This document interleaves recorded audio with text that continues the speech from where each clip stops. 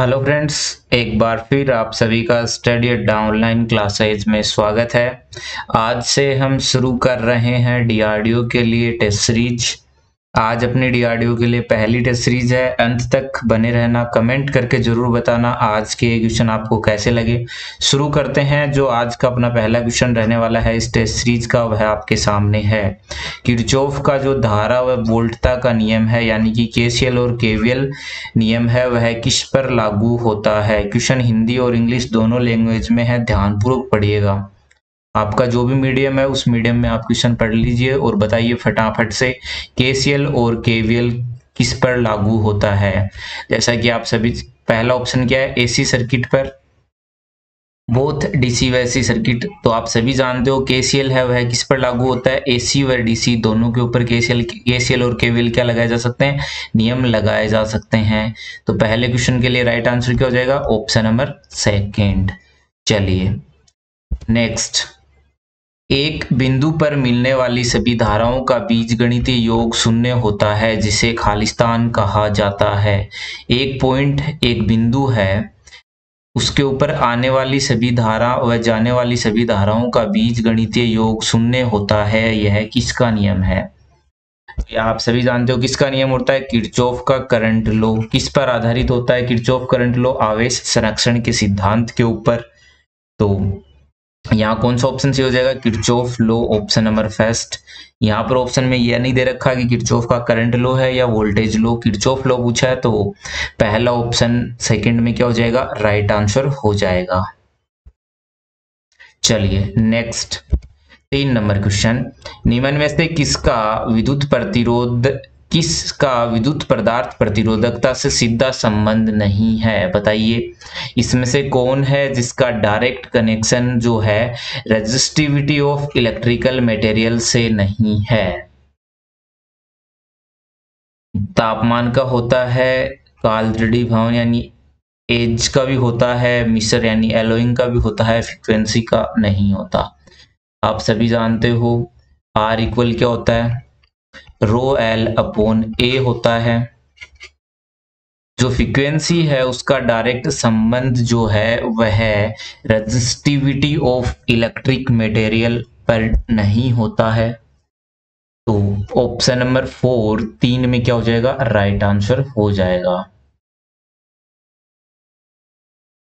चलिए नेक्स्ट, एक अच्छा सा न्यूमेरिकल है आपके सामने, 4 नंबर, जल्दी से सोल्व करके बताइए। ऊपर दिए गए परिपथ में तुल्य प्रतिरोध ओम में ज्ञात करें। आपको क्या दिया है, 4 महो और 8 महो रेजिस्टेंस दिया है, और इक्विवेलेंट रेजिस्टेंस आपको किस में पूछा है, ओम में पूछा है। बताइए फटाफट से। तो क्या हो जाएगा, आपको यहां क्या दे रखा है, बताइए जल्दी से। G1 की वैल्यू आपको कितनी दे रखी है, 4, और G2 की वैल्यू कितनी दे रखी है, 8। तो GT निकालना है अपने को। 1/GT इक्वल क्या हो जाता है, आप सभी जानते हो 1/G1 प्लस 1/G2। इस फॉर्मूले में रख दो, या सीधा जो अपना डायरेक्ट फॉर्मूला होता है G1 into G2 upon G1 plus G2, यानी कि 4 इंटू 8 बट्टा 4 प्लस 8। यहां से अपने पास GT आ जाएगा, आपसे यही पूछा है। तो क्या हो गया, यहां से इसे सोल्व करेंगे तो अपने पास निकल के क्या आ जाएगा, राइट आंसर 8/3, यानी सॉरी सोल्व करोगे तो 24 और 24 बट्टा 12, 12 दूनी, तो क्या हो जाएगा यहाँ से 3/8 ओम। ऑप्शन नंबर फर्स्ट इस क्वेश्चन में क्या हो जाएगा, राइट आंसर हो जाएगा। न्यूमेरिकल एक बार थोड़ा सा ध्यान से सोल्व करके देख लीजिएगा।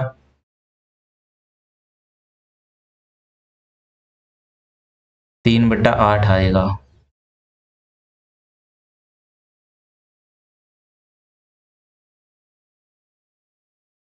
चलिए नेक्स्ट, 5 नंबर क्वेश्चन। यदि 100 ओम, 200 ओम व 300 ओम के 3 प्रतिरोध समांतर में जुड़े हुए हैं तो लागू वोल्टेज V है, तो निम्न में से कौन सा कथन सही होगा।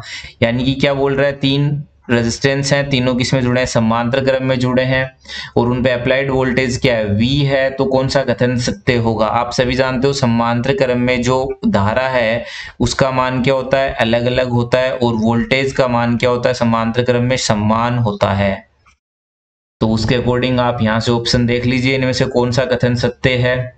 पहला ऑप्शन क्या बोल रहा है, प्रतिरोधकों के मध्य से प्रवाहित होने वाली धारा समान होगी, तो ये नहीं होता, धारा अलग अलग होती है समांतर क्रम में। उसके अलावा प्रतिरोध में से प्रवाहित होने वाली धारा उसमें उत्पन्न वोल्टेज समान होंगे, तो ये भी नहीं हो सकता।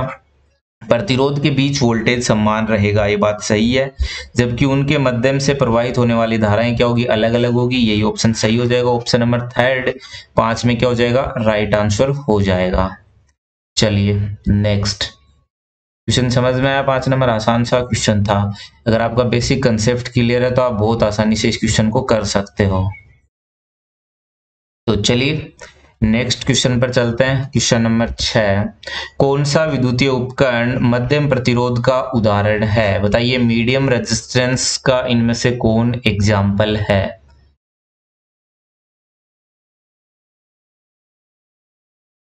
कौन सा विद्युतीय उपकरण मध्यम प्रतिरोध का उदाहरण है, तो कौन है, shunt resistor, heater resistance, contact resistance, armature कुंडली का जो प्रतिरोध है वह है। तो कौन है जो मध्यम प्रतिरोध का जो उदाहरण होता है, एग्जाम्पल है, वह कौन है। जो हीटर का रेजिस्टेंस है वह क्या होता है, मीडियम रेजिस्टेंस होता है। नेक्स्ट 7 नंबर क्वेश्चन, एमकेएस में प्रतिरोधकता यानी रेजिस्टिविटी की यूनिट क्या होती है। एमकेएस प्रणाली के अंदर रेजिस्टिविटी यानी कि प्रतिरोधकता रो की यूनिट क्या होती है, आपसे ये पूछा है। आप सभी जानते हो R equal rho L upon A होता है, इसे रीअरेंज करके आप रो इक्वल भी निकाल सकते हो। रो इक्वल क्या आ जाएगा, R A अपॉन एल। इसके अकॉर्डिंग आपसे यहाँ मात्रक पूछा है तो क्या हो जाएगा बताइए। तो देखिए R का प्रतिरोध का मात्रक इस फॉर्मूले से देख लीजिए, ओम हो जाएगा, एरिया का क्या हो जाएगा, मीटर स्क्वायर, लंबाई का मीटर, मीटर से स्क्वायर कैंसिल हो गया तो क्या हो गया, ओम मीटर।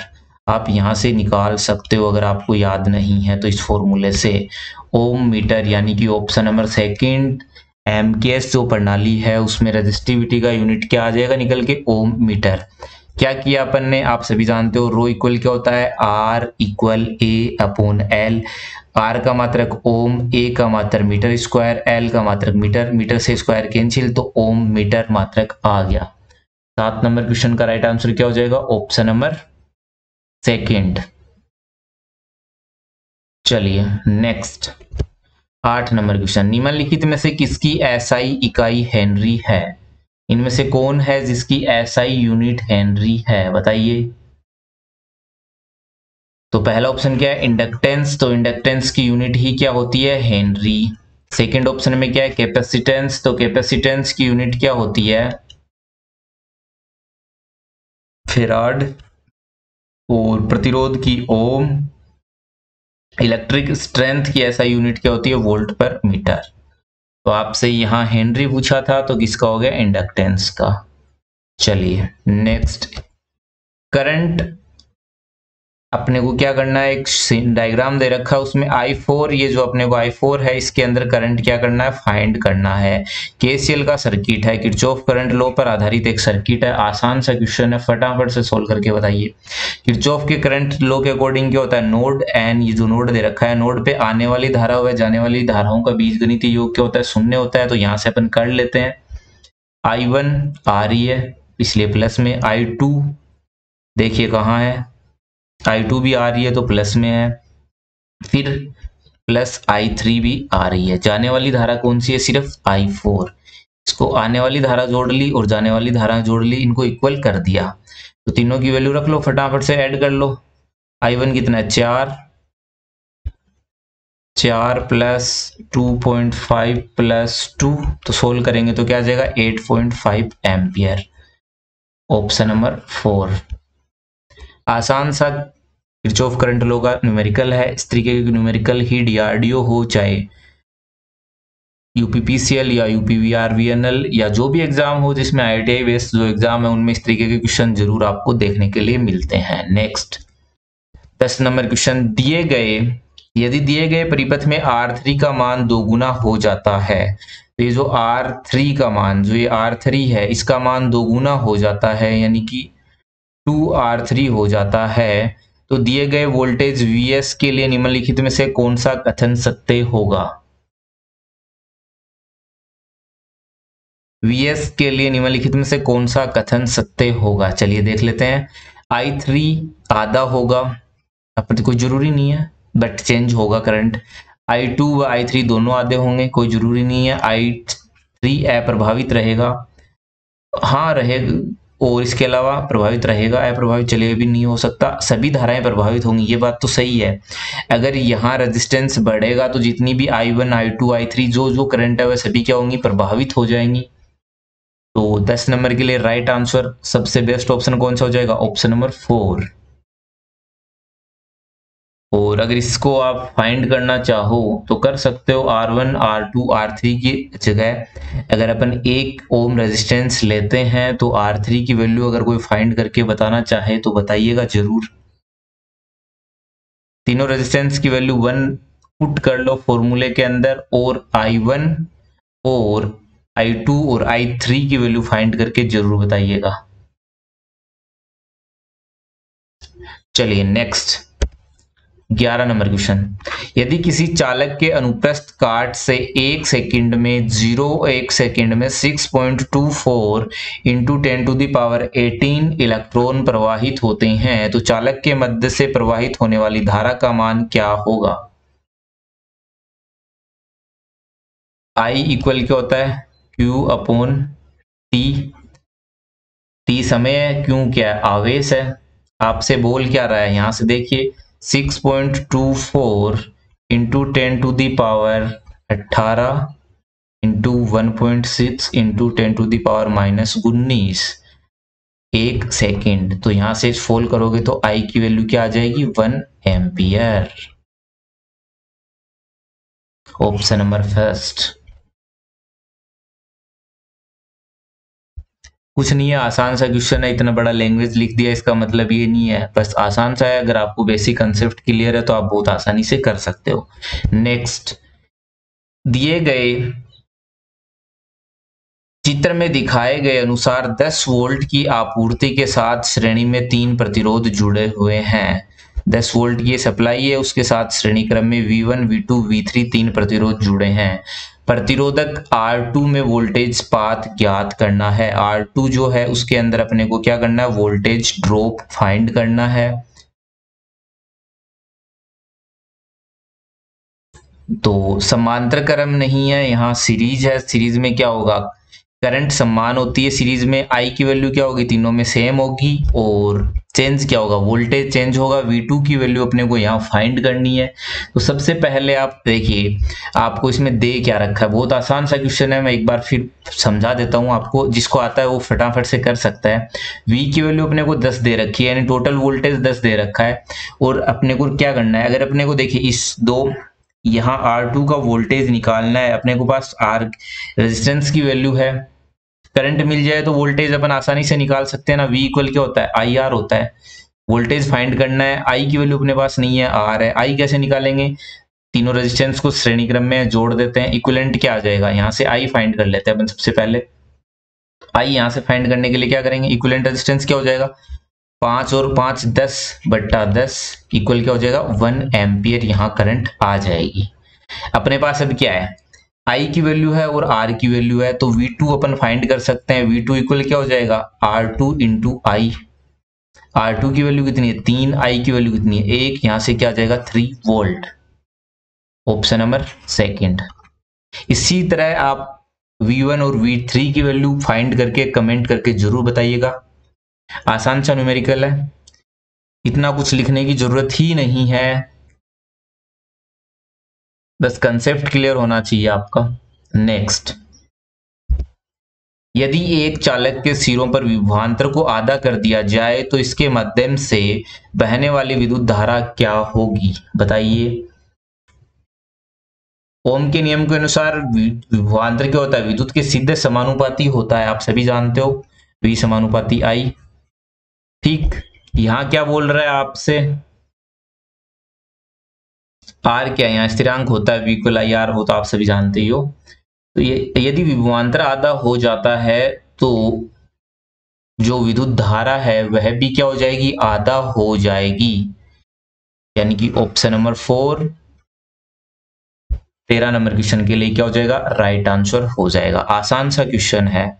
अगर आपने अभी तक स्टडी अड्डा ऑनलाइन क्लासेज के इस यूट्यूब चैनल को सब्सक्राइब नहीं किया तो जल्दी से सब्सक्राइब कर लीजिए, अपने सभी दोस्तों के साथ अधिक से अधिक शेयर जरूर करिएगा।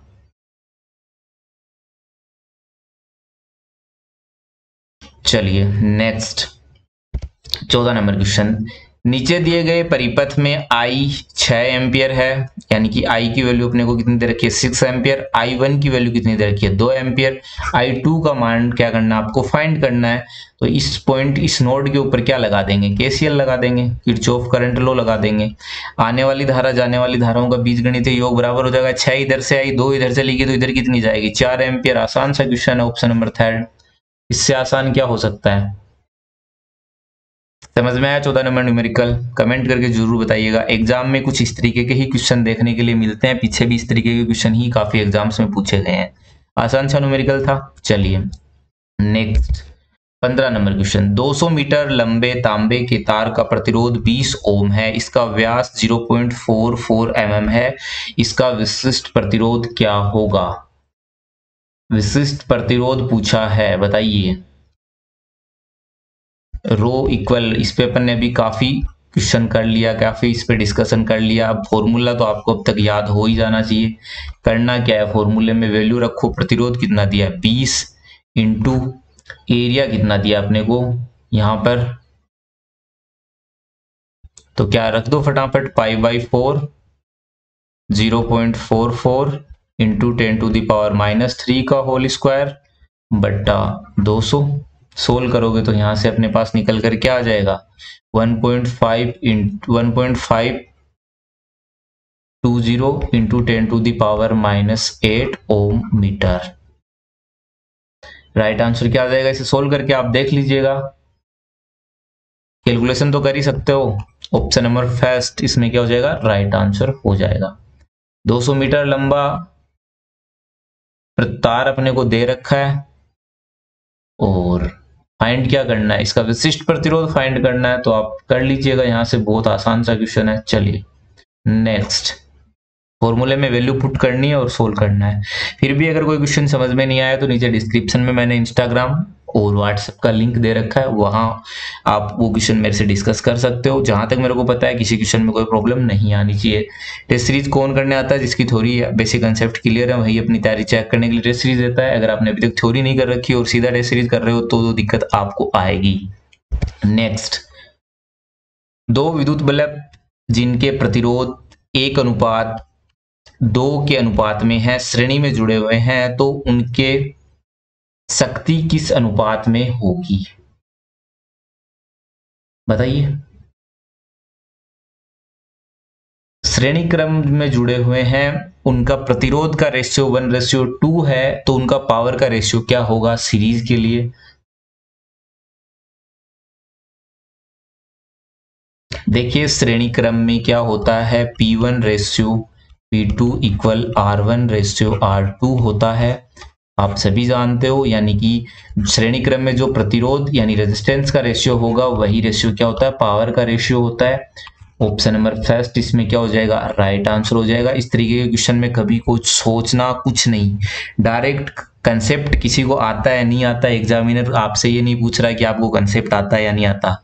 ये कुछ क्वेश्चन है जो फिक्स हैं, एग्जाम में पूछे ही जाते ही हैं, चाहे DRDO हो या UPVR VNL हो, कोई भी एग्जाम हो, इस तरीके का क्वेश्चन एग्जाम में आपको जरूर देखने के लिए मिलता है। अगर समझा हुआ नहीं है, थ्योरी आपकी क्लियर नहीं है, फिर भी ये क्वेश्चन तो आप कर सकते हो ना। सीरीज में क्या होता है, प्रतिरोध और पावर का रेशियो सेम होता है, बस सीधा याद रखिएगा सीरीज के लिए। चलिए next 17 number question. 50 micro ampere पूर्ण स्केल धारा के लिए 10 वोल्ट की सीमा वाले वोल्टमीटर को रेट किया गया है, वोल्टमीटर का कुल प्रतिरोध क्या होगा। देखिए आपको V की वैल्यू कितनी दे रखी है, 10 वोल्ट। I कितना दे रखा है, 4 एम्पियर। पूछा क्या है,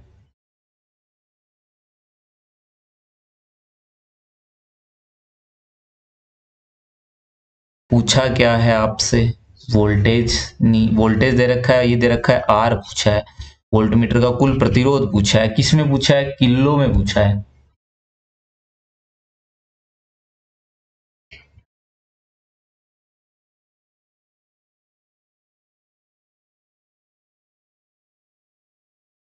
तो फटाफट से फाइंड कर दो।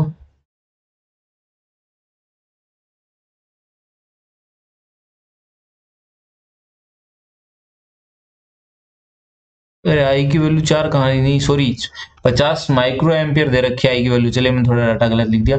50 इंटू 10⁻⁻6 एम्पियर अपने को दे रखा है। तो वी आर इक्वल क्या होता है, वी अपॉन आई। आसान सा क्वेश्चन है, कुछ नहीं करना, वी की जगह 10, 50 इंटू 10⁻⁻6। ठीक, सोल्व करोगे तो क्या आ जाएगा यहाँ से, 200 इंटू 10⁻³ ओम। और इसे अगर किलो में बदलना है क्योंकि मात्रा किलो में है, तो 200 किलो ओम इसका राइट आंसर हो जाएगा, ऑप्शन नंबर सेकंड। पहले मैंने 4 एम्पियर लिख दिया था, कोई बात नहीं। क्या बोल रहा है, 50 माइक्रो एम्पियर पूर्ण स्केल धारा के लिए 10 वोल्ट की सीमा वाले वोल्ट मीटर को रेट किया गया है। वोल्ट मीटर का प्रतिरोध पूछा है, वी की वैल्यू दे रखी है, आई की वैल्यू दे रखी है, और रेजिस्टेंस आपको फाइंड करना है। वी इक्वल आई आर होता है, इसे अपन रीअरेंज करते हैं तो आर इक्वल क्या होता है, वी अपॉन आई। इस फॉर्मूले से आप बहुत आसानी से कर सकते हो। फिर भी कोई प्रॉब्लम हो तो कमेंट सेक्शन में कमेंट करके जरूर पूछ लीजिएगा। ये जो क्वेश्चन है, ये अगर किस कंफ्यूजन है तो छोड़ के नहीं जाना एग्जाम में। ये क्वेश्चन जो मैं आपको करवा रहा हूँ डीआरडीओ के लिए, यूपीवीआरवीएनएल के लिए, या आई जो भी वैकेंसीज आ रही है, ये क्वेश्चंस आपके कंसेप्ट कंप्लीट क्लियर होना चाहिए। किसी प्रकार का कोई क्वेरी, किसी प्रकार का कोई छोटा सा भी अगर कंफ्यूजन है, नीचे डिस्क्रिप्शन में इंस्टाग्राम व्हाट्सएप के लिंक मैंने दे रखे हैं, कॉन्टेक्ट जरूर कर लीजिएगा। नेक्स्ट, एचपी कितने वाट के बराबर होता है, सभी जानते हो, 746 वाट के। एक एचपी किसके बराबर होता है, 746 वाट के। कई बार ये क्वेश्चन पीछे डीआरडीओ में ही था, 746 ऑप्शन में नहीं था, उस कंडीशन में क्या होता है, 0.75 किलो वोट, ये ऑप्शन था। कंफ्यूज नहीं होना, बात एक ही है। एक एचपी लगभग 746 वाट के बराबर होता है। अगर ऑप्शन किलो वोट में हो तो कौन सा ऑप्शन सही होता है, 0.75 किलो वोट। वहां चौथा ऑप्शन था, इनमें से कोई नहीं, लगभग सभी स्टूडेंट में इनमें से कोई नहीं किया, इस ऑप्शन की तरफ किसी ने ध्यान नहीं दिया। तो ध्यान रखिएगा, कई बार एग्जामिनर वोट की जगह आजकल किलो वोट में भी रखने लग गए ऑप्शन।